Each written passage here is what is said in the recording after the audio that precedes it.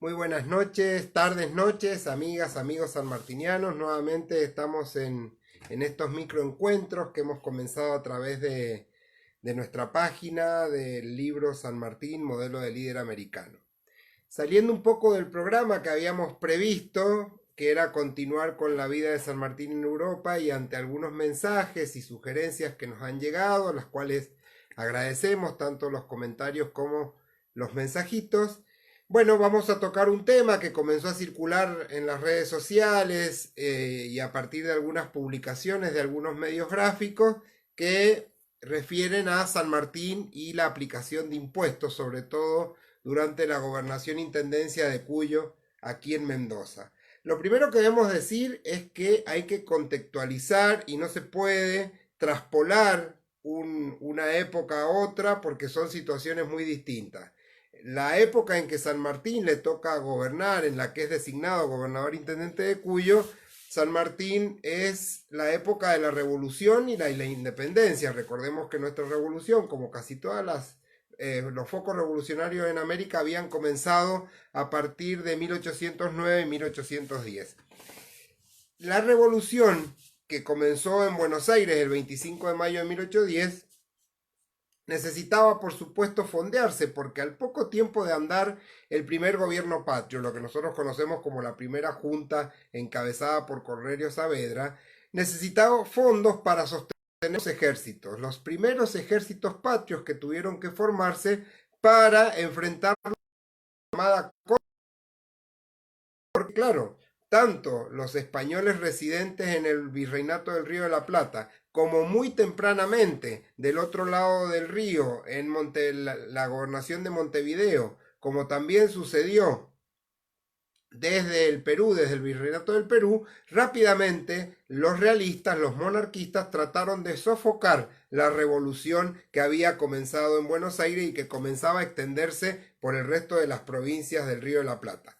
Por el otro lado, los revolucionarios, el Partido Independentista, que como ya hemos dicho, estaba encarnado por Moreno, Castelli, Belgrano y por toda esa élite de hombres y mujeres que comenzaban a ver la posibilidad de independizarse del yugo español, de la corona española, comenzó el trabajo indudablemente contrario de armar pequeñas fuerzas e enviarlas al norte, a Córdoba y a los distintos lugares de las Provincias Unidas para poder extender y poder lograr la adhesión a la campaña y al proceso revolucionario. En ese contexto, sin duda, la recaudación, la obtención de recursos fue muy necesaria. Muchos de los impuestos que había mantenido la colonia se continuaron, ¿sí? Los impuestos como las alcabalas, que enseguida vamos a hablar más adelante, como el diezmo, que era un impuesto muy importante, como los impuestos de carga de los buques, los impuestos de extranjería, que eran los impuestos a la mercadería extranjera, los impuestos aduaneros, las tasas, los impuestos de ingreso, los impuestos de cédula, etcétera, etcétera, etcétera. Todos esos impuestos que venían de la época de la colonia se mantuvieron durante la época de la primera época revolucionaria y si bien tuvieron algunas modificaciones, tuvieron que mantenerse para poder justamente costear un estado de guerra que comenzó, como decíamos, con el mismo proceso revolucionario y que se va a mantener incluso por casi todos los años que dure la revolución y la guerra de independencia. En el caso de San Martín, recordemos, San Martín fue designado gobernador intendente de Cuyo por el superior gobierno de las Provincias Unidas del Río de la Plata, por el director supremo, con un decreto del 10 de agosto de 1814. Unos días después, San Martín estaba en Córdoba esperando la designación, que paradójicamente es una designación que en el propio decreto dice a su instancia y solicitud, es decir, que San Martín había solicitado a Posadas ser designado gobernador intendente de Cuyo, porque indudablemente ya tenía previsto lo que iba a ser el plan de liberación continental. Apenas se entera, le llegan los despachos e inicia el camino desde Córdoba, desde la estancia de Saldán, donde había pasado un tiempo luego de bajar del mando del ejército del norte, a los primeros días de septiembre de 1814. Cuando San Martín se hace cargo de la gobernación intendencia de Cuyo, 30 días después, un poco menos de 30 días después, ocurre un hecho significativo, que es la caída de la patria vieja de Chile, es decir, sucumbía la revolución chilena que se había iniciado aproximadamente época que la Revolución de Buenos Aires, y eso cerró las fronteras y por lo tanto cerró el comercio de las provincias de Cuyo con Chile, que era muy importante. San Martín tuvo que, además de proteger a Cuyo y a Mendoza, de protegerse de una posible invasión realista, tuvo que soportar lo que significó el cierre del comercio con la patria vieja chilena. Eso implica caída completa de los recursos. Es decir, que apenas iniciada la gobernación intendencia de Cuyo, además de estar en un estado de excepción, de un estado de guerra que se venía sosteniendo desde mismo 1810, San Martín se encuentra con que una de las principales fuentes de recursos, que es el comercio y el ganado con Chile, se ha caído por esto de que ha fracasado la revolución de la patria vieja chilena. Ante esto, San Martín se mostró como un gran recaudador. Hoy diríamos fue un gran recaudador de impuestos. Siempre tengamos presente que estamos en un estado de guerra, que aquí San Martín ha comenzado a formar primero una fuerza defensiva para evitar una posible contrarrevolución de las tropas en Chile, inverso a lo que después él va a realizar, que es cruzar la cordillera y recuperar primero Cuyo y después el resto del Río de la Plata. También está la amenaza por mar de lo que van a ser la expedición española, que está por llegar a Buenos Aires, o mejor dicho, está partiendo de Cádiz con destino a Buenos Aires, y lo que significa además la presión de mantener a raya los realistas en el norte, lo que venía haciendo Belgrano en el ejército del norte y después le tocó a San Martín. Y finalmente después a Rondó y a Güemes. Quiere decir que todos los frentes de batalla, todos los frentes de batallas abiertos significaban ejércitos que había que mantener, que había que equipar y que por lo tanto recursos. San Martín, como gobernador intendente de Cuyo, generó todo un estado fuerte de gran presencia estatal, un estado presente. De hecho, fortificó el estado en Cuyo y hizo de la gobernación de intendencia de Cuyo uno de los centros geopolíticos de poder del ex virreinato del Río de la Plata, de las Provincias Unidas del Río de la Plata. Recordemos que Cuyo hasta ese momento no significaba ni como población, ni en el entorno político, ni como aporte económico, un gran núcleo para lo que era las Provincias Unidas. Era Buenos Aires, Córdoba, Santa Fe, el litoral y el norte con sede en Tucumán o con gran presencia de Tucumán, Salta y Jujuy, eran las provincias ricas que conformaban esta unidad o la unión de las Provincias Unidas del Río de la Plata. San Martín va a hacer que Cuyo rápidamente se transforme en un centro político por su acción política, un centro al cual se van a comenzar a destinar recursos desde Buenos Aires, desde el gobierno central, porque comienza lo que va a ser idear la campaña de liberación continental, sobre todo cuando empiece la formación del ejército de los Andes. Pero además internamente va a producir un saneamiento de la economía de Cuyo, va a ordenar la economía de Cuyo, va a promover la agricultura, a través de la extensión de las superficies irrigadas. Recordemos Mendoza, que es conocida en el mundo por sus acequias y sus sistemas de riego. En la gobernación de San Martín fue impulsado el sistema de riego y fue impulsado y extendida las superficies cultivables. Se ordenó la hacienda pública, se establecieron parámetros de recaudación, se inició todo un sistema de recaudación voluntaria y también se mantuvo el sistema que venía de la época, como decíamos, virreinal, de las alcabalas y de los impuestos que eran a las grandes fortunas, a la riqueza, por supuesto, especialmente destinada a la riqueza de los españoles o los contrarios a la causa. San Martín ordenó la economía, propició todo lo que fueron las industrias, hoy diríamos las pequeñas industrias, los pequeños comercios, los pequeños artesanos, las curtiembres, las talabarterías, todo lo que era el trabajo en madera y metales, porque va a ser después ese conglomerado de casi 300 artesanos, hoy diríamos de 300 pequeñas y medianos emprendimientos, pequeñas y medianas industrias, fueron los que van a ser el soporte o la red de aprovisionamiento después del Ejército de los Andes. Y estableció, por supuesto, una rígida recaudación impositiva. Así, por supuesto, mantuvo las alcabalas, como decíamos, este impuesto a las ventas. Hoy podríamos decir que una especie de impuesto a los ingresos brutos, a las ventas brutas. Mantuvo el diezmo, que era lo que se recaudaba para la iglesia, pero que era recaudado antes por la corona, después por los gobiernos patrios, con lo cual se comprometía el Estado a mantener la religión. En ese momento, recordemos, la religión católica apostólica romana, que se mantenía y que hasta no hace mucho tiempo nuestro Estado estuvo completamente unido a la religión. Desde esa época venía el sostenimiento del credo, pero por supuesto una parte de esos impuestos también iban a las arcas del Estado. Mantuvo lo que fueron las licencias y patentes para todo lo que significaba aduanas de San Juan, de San Luis y de Mendoza. Propició ante el gobierno central y lo logró que se liberaran de aranceles los productos de Cuyo que se comercializaban hacia el resto de las provincias, y estableció el impuesto sobre las carnes y mantuvo el impuesto sobre licores y caldos. Para que se den una idea, en peso fuerte, según los documentos para la historia del Libertador General San Martín del Instituto Nacional Sanmartiniano, la compilación que viene haciendo desde hace muchísimos años, desde su fundación, el Instituto Nacional Sanmartiniano, hay un cuadro comparativo que yo les voy a comentar brevemente para que ustedes se den una idea. Entre 1815 y 1816, para el financiamiento de la formación del Ejército Libertador de los Andes que San Martín formó en Cuyo, se recaudaron en 1815 por el impuesto de las alcabalas 5.935 pesos fuertes contra 4.719 pesos del año 1816. Por ejemplo, por el diezmo se recaudó en 1815 13.730 pesos fuertes.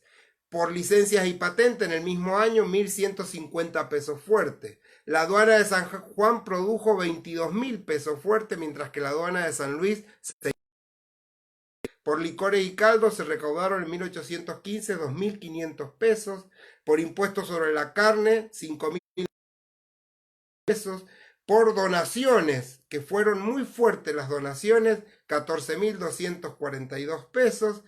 Y por lo que fueron después las hipotecas, préstamos de comerciantes y hacendados, se recaudaron aproximadamente 50.000 pesos fuertes. Es decir, que en el año 1815 se recaudaron en Mendoza 106.000 pesos, y en el año 1816, con un fuerte incremento de las recaudaciones, y hoy hablaríamos de la presión impositiva, pero con una gran impronta de donaciones sobre todo, y de aportes del pueblo de Cuyo, de Mendoza, San Juan y San Luis, se lograron recaudar 545.382 pesos. ¿Cuánto costó aproximadamente la formación del Ejército de los Andes? Bueno, como la gobernación de San Martín fue muy escrupulosa, todos los libros se llevaron al detalle por este ordenamiento que había hecho San Martín de la hacienda pública. Hoy podemos saber que aproximadamente entre los años 1814, 1815 y 1816, recordemos que hasta agosto se produjo lo que fue la formación del Ejército de los Andes, hasta agosto de 1816, y entre agosto de 1816 y enero de 1817, lo que va a ser en enero de 1817, el 9 de enero aproximadamente, comienza el cruce de los Andes por los 6 pasos cordilleranos. En esos 3 años se recaudó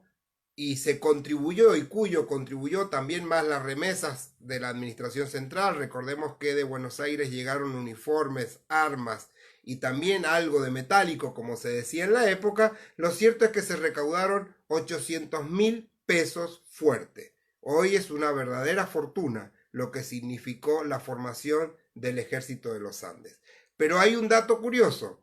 y el documento dice que de esa suma, más de 16.000 pesos fueron de contribución forzada impuesta a los españoles residentes. El resto casi todo fue en acuerdo y voluntad del pueblo de Cuyo. Por eso siempre nosotros decimos, y en los documentos ustedes lo encontrarán, que Cuyo aportó, convencido por esta causa que San Martín había logrado identificar y trasladar a todo el pueblo cuyano, y logró que el pueblo de Cuyo todo pudiera donar hasta lo que no tenía para lo que fue la gran gesta de liberación de la independencia. En los archivos de la Compañía de María, el colegio más antiguo de Mendoza, se pueden encontrar los registros, los cuadernos de muchas donaciones. En el Archivo Histórico de Mendoza también encontramos muchos de los registros de los que fueron las donaciones con el que el pueblo de Cuyo respondía a cada uno de los bandos que el gobernador intendente emitía solicitando la colaboración y ayuda para la gran gesta de liberación continental. Pero además hay que recordar que esta colaboración del pueblo de Cuyo fue en todas las instancias, en todos los niveles, en todas las clases sociales y con distinta intensidad. Estaban quienes donaban frazadas, quienes donaban cultivos, quienes donaban mulares, caballadas, armas que tenían la familia en las casas, quienes por supuesto donaron las famosas joyas, metálicos, pero fue una contribución general.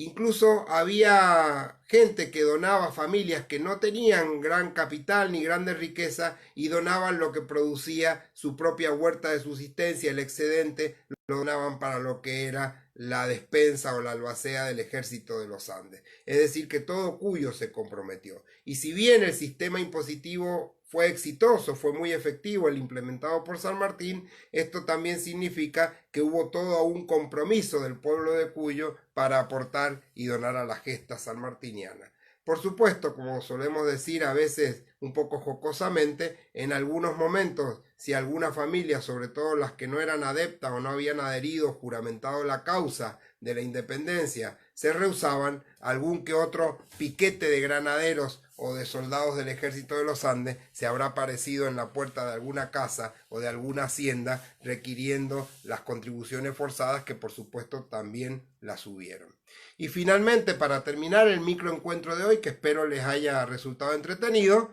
lo cierto es que lo que se ha difundido últimamente en las redes y que se ha replicado en algunas notas, nosotros también lo hicimos hace varios años atrás, hace 10 años atrás dedicamos un trabajo a investigar y analizar este bando, fue el famoso bando conocido por los sanmartinianos, por quienes investigan estos temas, que se emitió en Mendoza el 5 de junio de 1815, un duro bando que hoy se ha reflotado y en el cual San Martín establecía, en su calidad de gobernador intendente de Cuyo, una serie de premisas de cómo se debía desde ese momento contribuir a la causa. El bando, que está dirigido sobre todo a las familias españolas que no apoyaban todavía en ese año de 1815, todavía no habían adherido a la causa de la independencia y que trabajaban, digámoslo así, por lo bajo, en contra de lo que era la revolución y la independencia americana, sobre todo fue destinado a esas familias, pero por supuesto se extendió a toda la población y es el famoso bando donde San Martín lo encabeza diciendo que, lo leo textual, es llegada la hora de los verdaderos patriotas, la última crisis de la libertad está en juego, entre su triunfo o su sepulcro no hay recursos, se acerca al Río de la Plata una gran expedición española, recordemos que se había anunciado por espías que tenía el gobierno de Buenos Aires en Cádiz que estaba por partir una gran expedición enviada por la corona española para reconquistar los dominios americanos, y ante esa expedición San Martín saca a este bando solicitando recursos. Y esos recursos son los que se van a anteponer, como él dice, ante la vida misma, porque él dice en este bando que ante la posibilidad de perder la vida, como iba a suceder si se producía esta gran de sojuzgar los focos revolucionarios y de retomar las colonias hispanoamericanas por la fuerza, a través de un gran ejército español que iba, aparentemente esta gran expedición iba a ser muy difícil de ser contenida por los incipientes ejércitos patriotas, San Martín dice que ante este peligro no hay relaciones de familia ni fortuna que deban sobreponerse y que todos los recursos deben ser destinados a la defensa de la libertad y la este duro bando que es bastante largo, un bando sería como un decreto hoy en día de cumplimiento efectivo muy extenso, dice en otra parte que también ha circulado por las redes: yo seré inflexible al desempeño como constante en los trabajos a que exige la salud pública. Esta otra de las frases que se ha utilizado recientemente. Pero recordemos que en ese momento estamos en un estado de excepción y de guerra que no se puede traspolar. Por supuesto, las palabras son muy duras en este bando que se ha replicado, como digo, en las redes. En otra parte dice: yo me lisonjeo de hablar a hombres que quieran ser libres de bien y de verdaderos patriotas. Cada uno es centinela de su vida y es el deber de todos contribuir a la causa. Hay una serie de indicaciones después de cómo se va a producir los aportes. En este bando también es donde San Martín prohíbe el uso de vajillas de plata, donde prohíbe el lujo, dice que el lujo debe avergonzarnos en ese momento de gran intransigencia, de gran inquietud. Recordemos que se está a las puertas de la posibilidad de perder todos los logros, porque lo que sucedía aquí en el Río de la Plata estaba pasando en otras partes del continente. Recordemos que entre 1812 y 1816 van a ser los momentos más terribles, más difíciles de la Revolución Americana. Ya después de 1817, con los triunfos de Chacabuco, con el triunfo de Maipú, con la campaña libertadora del Perú, con los triunfos bolivarianos de Bomboná, de Boyacá, después de Pichincha y de Riobamba, finalmente en tierras ya ecuatorianas, sin duda se va a distender y se va a dar vuelta el esquema, y finalmente las tropas revolucionarias patriotas de toda América van a avanzar y van a comenzar a lograr la independencia, a hacer efectiva la independencia definitiva. Pero en los años que hemos mencionado y a los que hemos dedicado este pequeño microencuentro, este nuevo microencuentro, que son los años de 1814 a 1816, son los años más duros para la revolución, y fueron precisamente cuando San Martín desde Cuyo comenzó a encauzar lo que iba a ser el plan de liberación continental, que como dijimos después tuvo todos estos triunfos que hemos citado. Bueno, hemos concluido este pequeño encuentro de San Martín en los impuestos. Yo suelo decir, y lo hemos expresado en algunos escritos y en algunas publicaciones: San Martín fue en Mendoza un gran organizador, un gran economista, fue un gran recaudador sin duda, fue un hombre que aplicó a la vida política, económica y social todo ese sistema, esas grandes dotes de planificador que tenía y esos grandes dotes de administrador. Por eso nosotros hace unos años propusimos y fue aprobada en Mendoza una ley que estableció el 10 de agosto como el Día del Administrador, de los licenciados en Administración en Mendoza, en honor al día en que San Martín fue designado gobernador intendente de Cuyo. Porque sin duda San Martín fue, como siempre lo decimos, un gran administrador, además de ser un gran estratega militar. Sus dotes de planificador, sus dotes de gran administrador, las pudo demostrar sobre todo aquí en la gobernación intendencia de Cuyo, sacando recursos de hasta abajo de las piedras, sacando recursos de donde prácticamente no los había, como él mismo lo sostiene en alguna de sus cartas. Ha sido muy grato volver a encontrarnos, espero les haya resultado ameno y nos volveremos a ver en uno de los nuevos microencuentros, andando la vida, sobre todo la vida pública, de este gran líder público, este gran hombre que dio a Argentina a la historia de la humanidad y que es el libertador de América, José Francisco de San Martín. Un gran abrazo a todos. Como siempre terminamos nuestras intervenciones: cuídense, cuídate, me cuido, cuido a mi familia quedándome en casa, y tratemos de sobrellevar estos difíciles momentos, cada uno desde nuestro lugar, aportando lo mejor que podemos para sobresalir, salir adelante y sobrellevar estas dificultades que hoy nos está poniendo el momento actual que vivimos, que sin duda es muy duro y muy difícil, pero que tenemos también enseñanzas en nuestro pasado, en las ideas y en las acciones de hombres como el que estamos analizando, de hombres y mujeres como los que analizamos, y que supieron liderar grandes causas en los momentos más difíciles de la historia. Un gran abrazo a todos, Los aprecio mucho y gracias por seguirnos en nuestros humildes aportes y nuestros humildes trabajos que podrán ir viendo a través de la página del libro San Martín, modelo de líder americano. Muchas gracias a todos.